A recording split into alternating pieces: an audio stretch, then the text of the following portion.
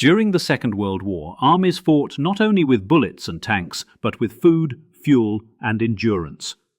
Every loaf of bread, every tin of meat, and every cup of coffee that reached the front was the result of a global supply effort unlike anything seen before. Keeping millions of soldiers fed across Europe, Africa, and the Pacific became a war of its own, one fought by cooks, drivers, and factory workers instead of riflemen. At the start of the war, ration planning was crude. Most armies simply issued what they could move. But by 1942, feeding a modern army required science. Nutritionists calculated exact calories. Logisticians measured transport weights. And factories shifted from producing consumer goods to producing millions of identical tins.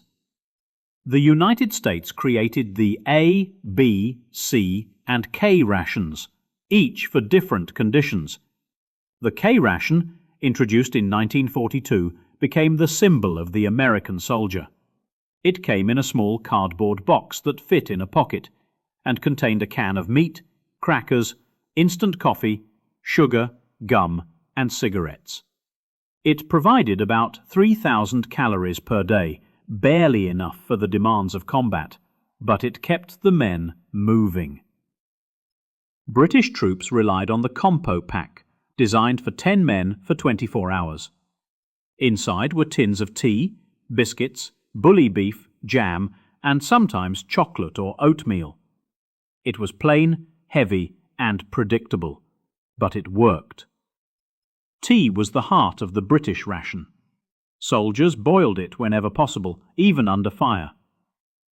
A mug of hot tea meant normality in a world where nothing else felt normal.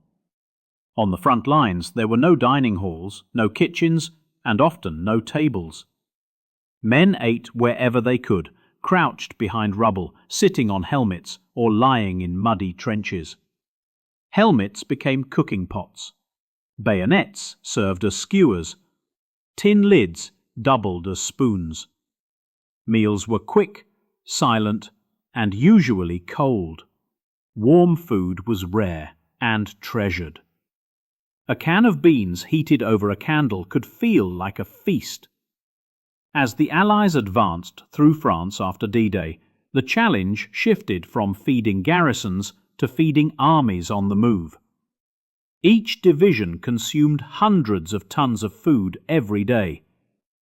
Trucks carried rations from ports like Cherbourg and Le Havre through bombed-out roads and narrow villages. Field kitchens followed just behind the infantry, setting up whenever the line stopped moving. Cooks built stoves from bricks and vehicle parts, burned whatever fuel they could find, and served stew, coffee, or whatever mixture the ingredients allowed. Their work rarely made headlines, but every soldier knew the sound of ladles hitting metal tins meant one thing. They were still alive, and dinner was ready. When winter came in 1944, conditions became brutal. In the Ardennes forest, during the Battle of the Bulge, temperatures dropped below freezing for weeks. Rations arrived frozen solid. Men thawed cans under their arms or near the muzzle of a rifle freshly fired. They burned ammunition crates, fence posts, and even broken furniture just to warm their meals. Frostbite spread faster than the enemy. Hunger, exhaustion, and cold tested morale more than combat did. Surviving the weather became a battle in itself. Behind those freezing lines ran the most vital lifeline of the war, the Red Ball Express. Beginning in August 1944, more than 6,000 trucks moved day and night between the beaches of Normandy and the advancing armies. The majority of drivers were African American soldiers. They worked in constant danger, on dark roads with no headlights, under threat of air attack. They repaired their own vehicles, cleared wrecks from the road, and hauled everything from ammunition to bread. Their motto was simple: keep 'em rolling. Without the Red Ball Express, the Allied advance would have stopped within days. Every hot meal at the front, every cup of coffee in a foxhole, started with those convoys. Other nations faced the same struggle. In the Soviet Union, the German invasion shattered supply lines. Red Army soldiers often survived on black bread and cabbage soup. When food ran out, they boiled leather or scavenged whatever they could find. In the Pacific, jungle heat destroyed rations in days. Cans rusted, biscuits molded, and water turned foul. American troops learned to trade with locals or improvise with wild fruit.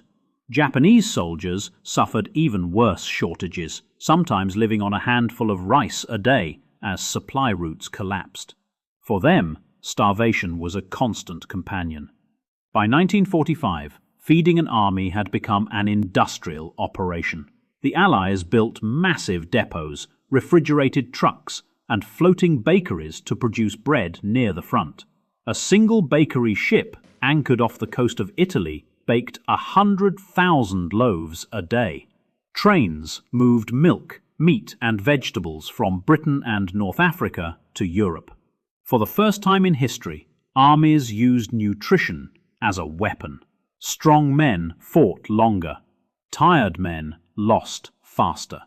Behind every victory was a meal that arrived on time.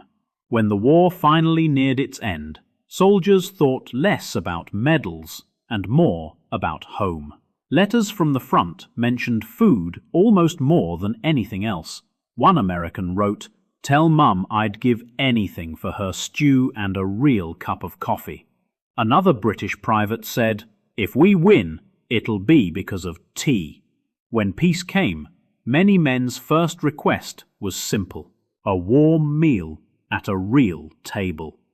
Feeding the front required millions of unseen workers. Factory laborers packed cans. Women in uniform drove supply trucks. Mechanics kept engines running. Cooks worked through shellfire. Farmers increased production under rationing at home. The battle to keep soldiers fed stretched across oceans. Every forkful of food in Europe began in a farm field thousands of miles away.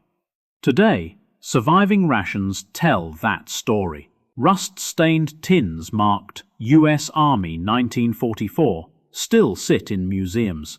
British compo boxes with faded tea labels show the same care that went into survival. Collectors sometimes open them, and inside the biscuits are still hard as rock, a reminder that durability mattered more than taste. They are small artifacts from a massive effort, proof that wars are won not just by courage, but by organization. In the end, the logistics of feeding millions proved decisive. The armies that could sustain themselves longest, that could move food faster, keep men healthy, and maintain morale, were the ones that prevailed. Weapons win battles, but logistics wins wars. And food is the foundation of logistics. Every soldier, from Normandy to the Philippines, knew that truth the moment his stomach growled. He didn't need strategy books. He just needed his next meal. Feeding the front was the quiet battle, fought without headlines, fought by people who never fired a shot, but whose work decided who lived to see the next sunrise. It was a war of trucks, warehouses, and tin cans. A war that marched on stomachs.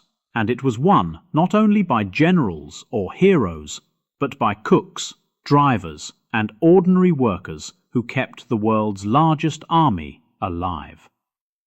Subscribe to stay connected and hear more true stories about the men and women who fought, worked, and endured through the greatest conflict in human history.